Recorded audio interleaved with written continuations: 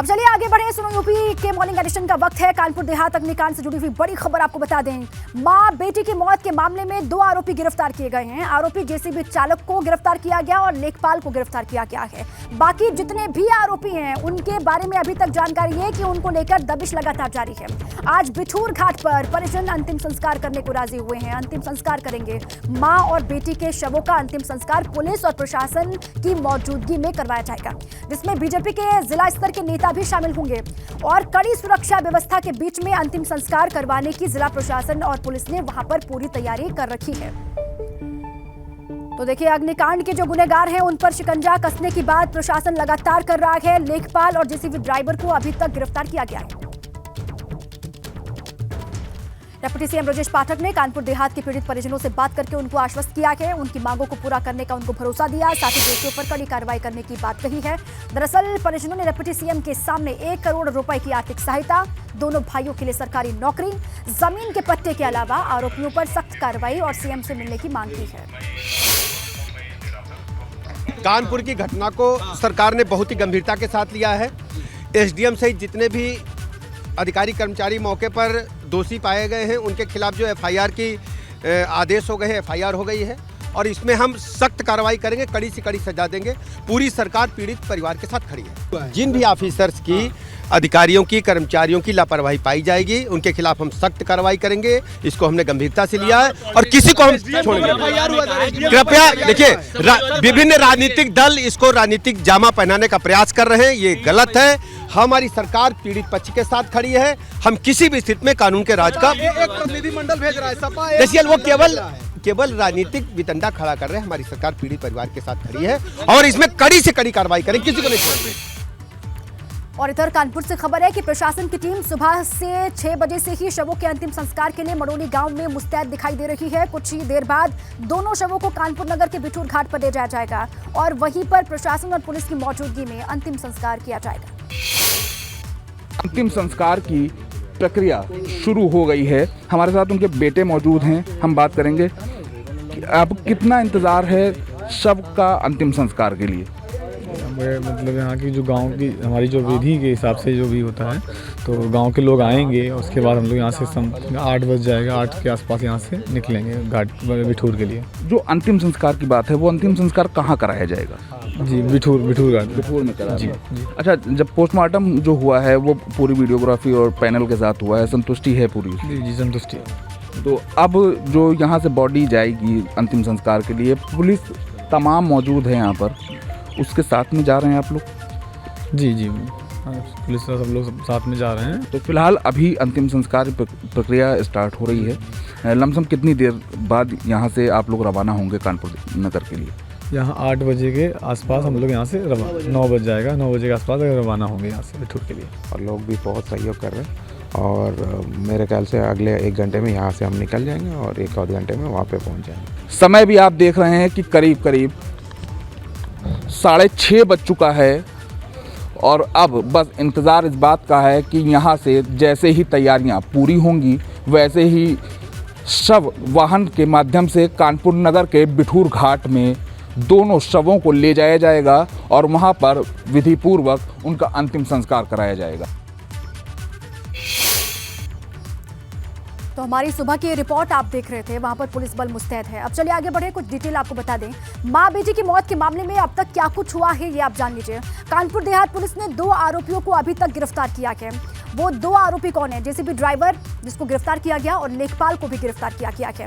मामले में 23 लोगों के खिलाफ केस दर्ज हुआ है। 302, 307, 436, 429, 323, 34 धाराओं में केस दर्ज किया गया और सरकार के आश्वासन के बाद परिवार अंतिम संस्कार को राजी हुआ है। डिप्टी सीएम ब्रजेश पाठक ने परिवार को हर संभव मदद का आश्वासन दिया है, भरोसा दिया है। पीड़ित परिवार ने 5 करोड़ का मुआवजा और नौकरी की मांग सरकार के सामने रखी है। पीड़ित परिवार ने आजीवन पेंशन की भी मांग की है, जिस पर डिप्टी सीएम से उनकी बात भी हुई है और उनको हर संभव मदद का भरोसा दिया गया है। चलिए सीधे आपको लिए चले कानपुर, वहां से मेरे साथी रतीश जुड़ चुके हैं। रतीश, सबसे पहले अपडेट दीजिएगा पूरे मामले को लेकर, कितनी देर में अंतिम संस्कार होगा और जो परिजन हैं वो संतुष्ट हैं, जो आश्वासन उनको मिला है, या फिर कोई दबाव उनको डाला जा रहा है उनके ऊपर है, इसको लेकर कोई बात हो पा रही है आपकी?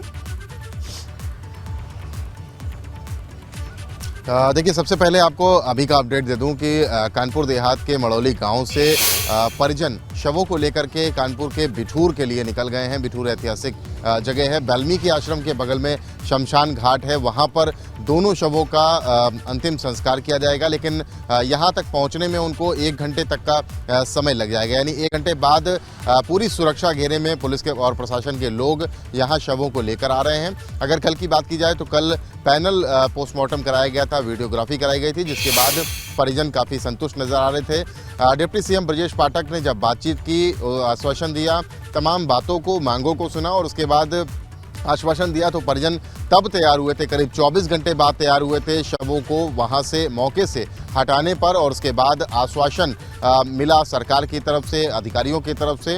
इसके बाद अभी काफ़ी संतुष्ट नजर आ रहे हैं। अब जो अंतिम संस्कार की प्रक्रिया है उसे आज वाल्मीकि आश्रम के बगल में जो अंतिम संस्कार करने के लिए जो घाट बने हुए हैं वहां पर पहुंचाया जाएगा। 1 घंटे बाद वो पहुंचेंगे और उसके बाद अंतिम क्रिया करी जाएगी। लेकिन सियासत काफ़ी हुई और सियासत के बीच में सवाल वही एक बार फिर से है कि आगजनी हुई, आग लगाई गई, किसने आग लगाई? इन सवालों की पड़ताल प्रशासन को, पुलिस को, जो टीमें गठित हैं उनको जरूर करनी होगी। अगर बात की जाए तो कार्रवाई की, लेखपाल और जेसीबी का जो ड्राइवर है उसको पकड़ा गया है। शासन स्तर से जो एसडीएम है, एसडीएम पर भी कार्रवाई की गई है। पहले उनको अटैच किया गया था और अब शासन स्तर से निलंबन की कार्रवाई की गई है। लेकिन गिरफ्तारी को लेकर कई सवाल है रतीश। देखिए, 23 लोगों पर एफआईआर दर्ज की गई है, लेकिन गिरफ्तारी सिर्फ 2 लोगों की अभी तक हुई है। गिरफ्तारी बाकियों की नहीं हो पाई है, जिसको लेकर सवाल भी पूछे जा रहे हैं। शुक्रिया आपका पूरी जानकारी के लिए। अब चलिए आगे बढ़े। सपा नेता और पूर्व मंत्री आजम खान के बाद अब उनके विधायक बेटे अब अब्दुल्ला की विधायकी पर संकट के बादल मंडरा रहे हैं। मुरादाबाद की एमपी एमएलए कोर्ट से 2 साल की सजा मिलने के बाद विधायकी रद्द करने की मांग उठने लगी। रामपुर से ही भाजपा के विधायक हैं आकाश सक्सेना, जिन्होंने प्रमुख सचिव विधानसभा को पत्र लिखकर के स्वार सीट को रद्द घोषित करने की मांग की है।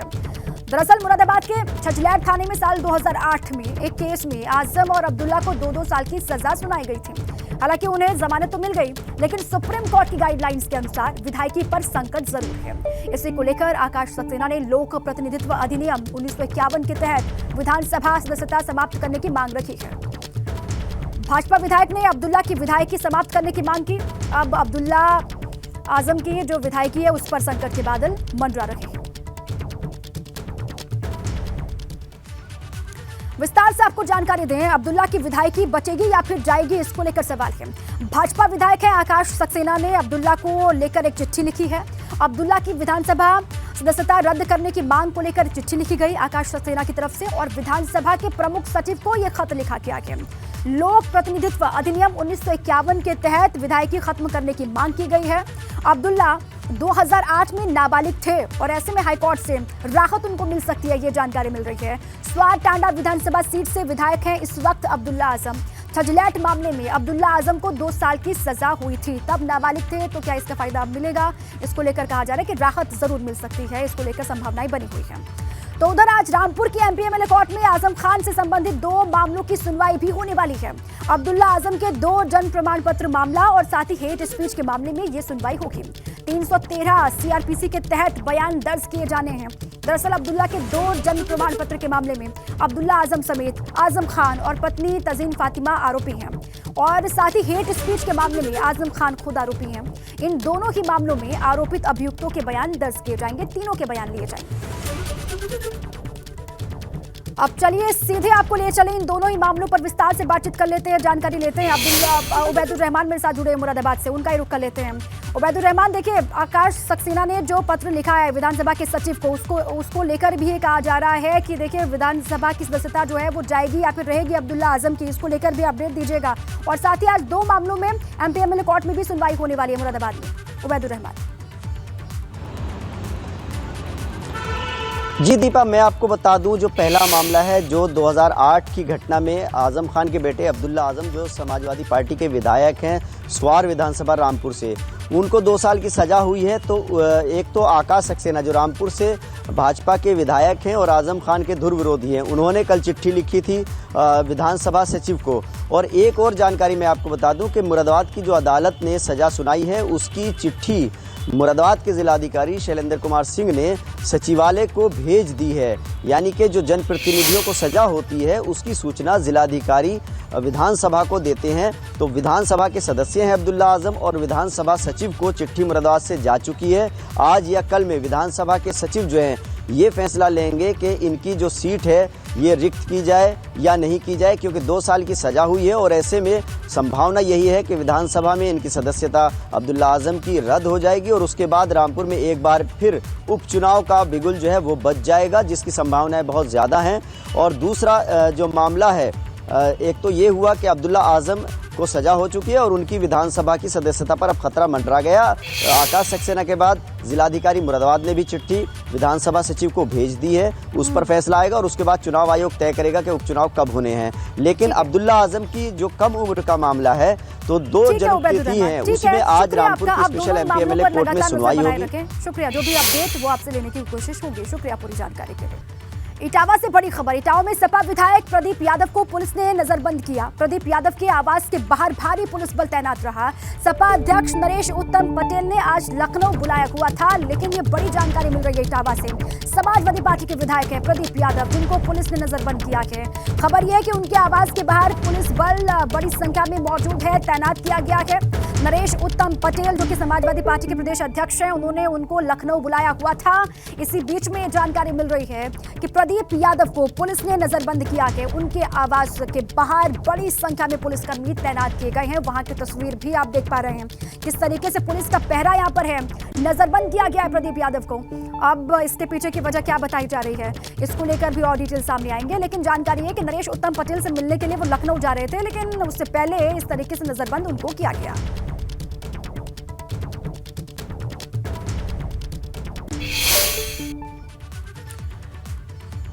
देहरादून से बड़ी खबर है। एनएसयूआई के 4 पदाधिकारी 6 साल के लिए निष्कासित किए गए हैं। प्रदेश कार्यालय में झगड़े के बाद ये कार्रवाई हुई है। इन चारों पर 13 फरवरी को सचिवालय घेराव के दौरान 2 गुट आपस में भिड़ गए थे और केंद्रीय नेतृत्व के निर्देश के बाद 4 पदाधिकारी निष्कासित कर दिए गए हैं। देहरादून के एनएसयूआई जिलाध्यक्ष सौरभ ममगई को लेकर जानकारी कि इनको भी निष्कासित किया गया। एनएसयूआई नेता संदीप नेगी को भी निष्कासित किया गया है। चमोली के एनएसयूआई जिलाध्यक्ष आदित्य बिष्ट निष्कासित किए गए। एनएसयूआई के नेता अंकित बिष्ट को भी निष्कासित किया गया है। ये जानकारी मिल रही है। ये मामला जो है वो 13 फरवरी का बताया जा रहा है। सचिवालय घेराव के दौरान आपस में 2 गुट इनके भिड़ गए थे। उसी वक्त की ये फुटेज आप देख रहे हैं इस वक्त। 13 फरवरी का ये पूरा मामला है। पूरा मामला विस्तार से आपके सामने। सचिवालय घेराव करने के लिए गए हुए थे, लेकिन ये 2 गुट आपस में इस तरीके से वहां पर उलझते हुए भिड़ते हुए दिखाई दिए। केंद्रीय नेतृत्व के निर्देश के बाद इन पर निष्कासन वाली कार्रवाई हुई है।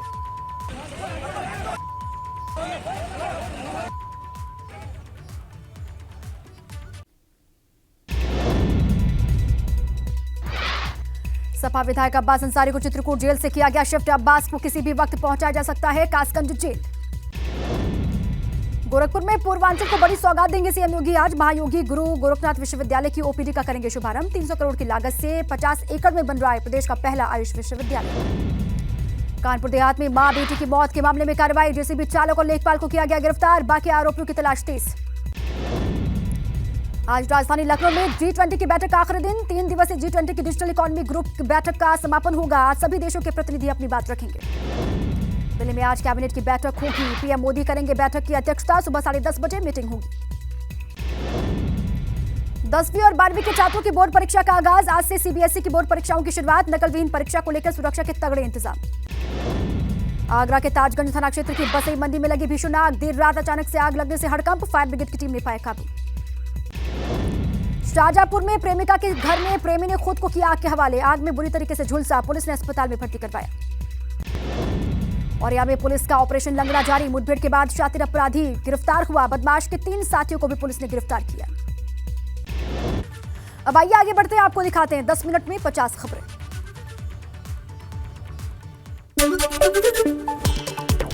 मऊ से बसपा विधायक अब्बास अंसारी की जेल ट्रांसफर। पत्नी संग मिलन कांड का भंडाफोड़ होने के बाद चित्रकूट जेल से कासगंज की पचलाना जेल में शिफ्ट किया गया।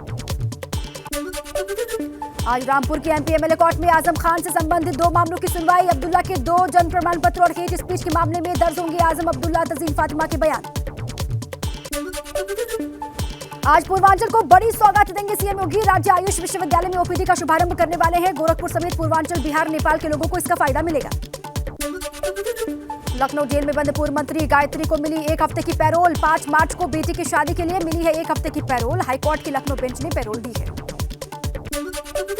उच्च शिक्षा विभाग के निदेशक अमित भारद्वाज हटाए गए हैं। राज्य उच्च शिक्षा परिषद लखनऊ से किए गए हैं अटैच।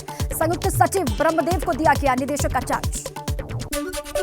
आज राजधानी लखनऊ में G20 की बैठक का आखिरी दिन। 3 दिवसीय G20 की डिजिटल इकोनॉमी वर्किंग ग्रुप की बैठक का होगा समापन। आज सभी देशों के प्रतिनिधि अपनी बात रखेंगे।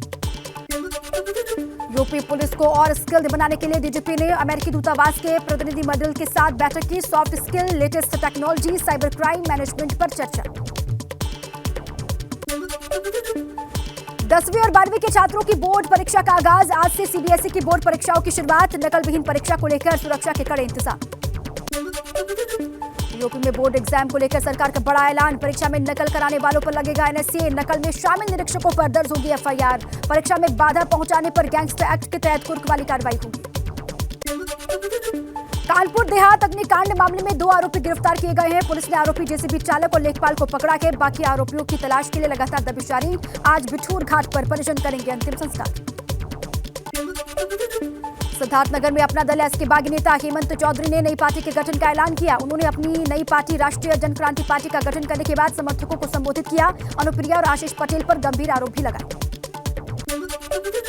आगरा की बसई मंडी में आग से लाखों का नुकसान हुआ। आग की लपटों ने चंद सेकंड में विकराल रूप लिया। फायर ब्रिगेड की टीम ने आग को बुझा लिया। लखनऊ में 2 गाड़ियों की भीषण टक्कर में 2 लोगों की मौत, कई जख्मी। पुलिस ने घायलों को अस्पताल पहुंचाया। चौक से हैदरगंज चौराहे वाले पुल पर हुआ हादसा। शाहजहांपुर में प्रेमिका के घर में प्रेमी ने खुद को किया आग के हवाले। आग में बुरी तरीके से झुलसा। पुलिस ने झुलसे हालत में युवक को अस्पताल में भर्ती करवाया। प्रेमी प्रेमिका की शादी को लेकर विवाद हुआ था। शादी से मना करने पर प्रेमिका के घर वालों ने पुलिस में की थी शिकायत। थाना रामचंद्र मिशन के टमकनी गाड़ीपुरा मोहल्ले का मामला।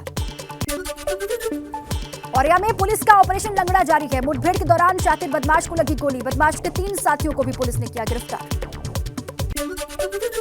बदमाशों के कब्जे से 35 किलो गांजा, हथियार और स्कॉर्पियो गाड़ी बरामद की गई है। घायल बदमाश जसवीर उर्फ नामी पहले भी जा चुका है जेल। बेला इलाके के गैली मोड़ के पास एनकाउंटर हुआ। अमरोहा पुलिस और बदमाश के बीच मुठभेड़। 25,000 की नामी बदमाश को पुलिस ने पैर में गोली मारकर घायल किया। घायल को अस्पताल में भर्ती करवाया गया।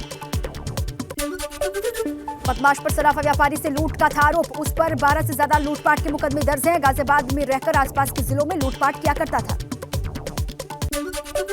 कानपुर में शादी के कार्ड में नाम नहीं होने पर हिस्ट्री शीटर ने की फायरिंग। 3 लोग गोली से घायल हुए। पुलिस ने आरोपी को जेल भेजा।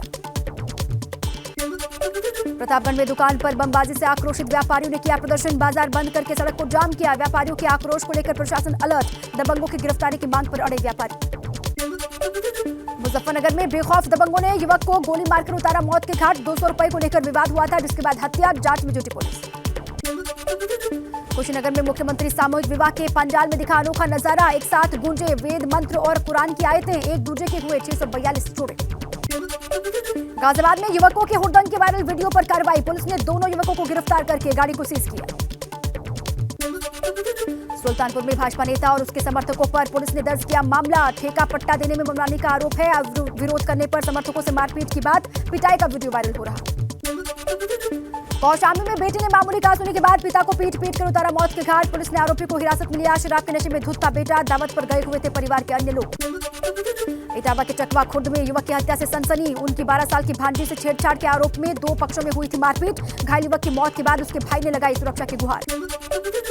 आगरा के एतमदोला में गांजा बेचने वालों के यहां पुलिस ने मारा छापा। करीब 1 क्विंटल गांजा बरामद किया गया। 4 तस्कर गिरफ्तार हुए। उड़ीसा से लाया गया था गांजा।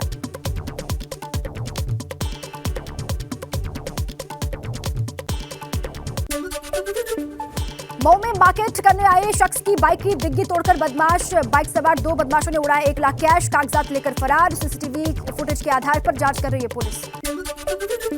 चंदौली रेलवे पुलिस ने ट्रेन की बोगी में सांप लेकर चढ़े 3 सपेरों को किया गिरफ्तार। यात्रियों को सांप से डराकर वसूली किया करते थे। ट्रेन संख्या 1293 से किया गिरफ्तार। आरोपी सपेरों से 5 सांप बरामद। मासूम बच्ची के साथ दरिंदगी करने वाले आरोपी को 2 साल के बाद मिली फांसी की सजा। 2 साल पहले बिस्किट देने के नाम पर रेप किया था। कोर्ट ने 5 लाख का जुर्माना पीड़ित परिवार को देने के लिए कहा। अमरीश यादव के खिलाफ पुलिस ने गैंगस्टर एक्ट में कार्रवाई की। अमरीश यादव के खिलाफ गौ तस्करी समेत कई धाराओं में मुकदमे दर्ज हैं। अमरीश के ईंट भट्टे को भी किया गया कुर्क। यूपी एसटीएफ ने धांधली करने वाले गिरोह का पर्दाफाश किया। ओवरलोड ट्रकों को चेकिंग से बचाकर हाईवे से पास करवाता था गिरोह। एसटीएफ ने गिरोह के 4 आरोपियों को गिरफ्तार किया।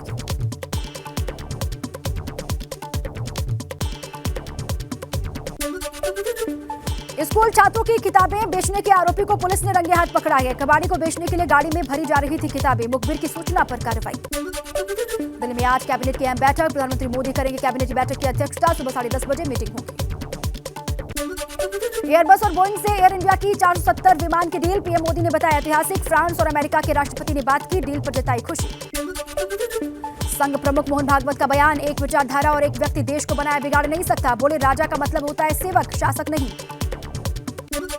मुंबई के वर्ली में दर्दनाक हादसा हुआ। 42 मंजिला अंडर कंस्ट्रक्शन बिल्डिंग से गिरे पत्थर की चपेट में आए 2 राहगीर। मौके पर ही मौत की खबर। देहरादून में एनएसयूआई के 4 पदाधिकारी 6 साल के लिए निष्कासित किए गए हैं। प्रदेश कार्यालय में आपसी झगड़े के बाद कार्रवाई हुई है। 13 फरवरी को सचिवालय घेराव के दौरान 2 गुट आपस में भिड़ गए थे। आज देहरादून में सीएम धामी की अध्यक्षता में कैबिनेट की मीटिंग होगी। सीएम आवास पर सुबह 11 बजे बैठक होगी। कई जरूरी प्रस्तावों पर लग सकती है मुहर। हरिद्वार दौरे पर पहुंचे मुख्यमंत्री पुष्कर सिंह धामी ने जगतगुरु आश्रम में शंकराचार्य राजेश्वर से मुलाकात की। पटवारी पेपर लीक घोटाले को लेकर सख्त टिप्पणी की। उन्होंने कहा कि छात्रों के भविष्य से खिलवाड़ करने वालों के खिलाफ सख्त कार्रवाई होगी। भू धसाव से पीड़ित लोगों की समस्याओं को लेकर विधायक अनिल नौटियाल ने अधिकारियों के साथ मीटिंग की। कहा कि इस पूरे क्षेत्र का सर्वे करवाया जाएगा। विधानसभा में कर्मचारियों की नियुक्ति के मामले को लेकर सीएम धामी ने कहा कि मामला न्यायालय में विचाराधीन है।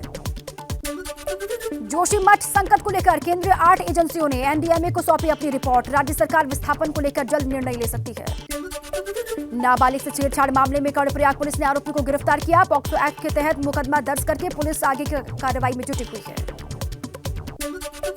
हरिद्वार जेल में बंद कुख्यात गैंगस्टर सुनील राठी के नाम से एक प्रॉपर्टी कारोबारी को धमकी। 50 लाख की रंगदारी मांगने पर पुलिस ने सुनील राठी समेत 6 लोगों पर दर्ज किया मुकदमा। पिथौरागढ़ में बीती रात गुलदार ने जानवर को बनाया शिकार। वाहन चालक ने गुलदार को कैमरे में कैद किया। मदकोट मुनस्यारी मोटर मार्ग की घटना।